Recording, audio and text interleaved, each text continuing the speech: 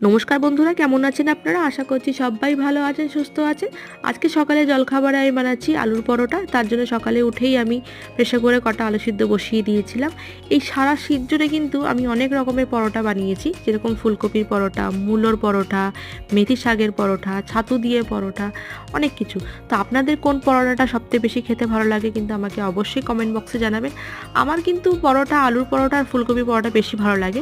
পরোটাটা বানানোর পর আমি উপর দিয়ে কিন্তু একটু বাটার দিয়ে দিই। বাটারের সেন্ট কিন্তু পরোটাতে দুর্দান্ত লাগে। আর আমার পরোটাগুলো, আলুর পরোটা হোক বা যে কোনো ফুলকপির পরোটা, একটু মোটা মোটাই আমি করি। একটা খেলে কিন্তু পেট অনেকক্ষণ ভরা থাকে।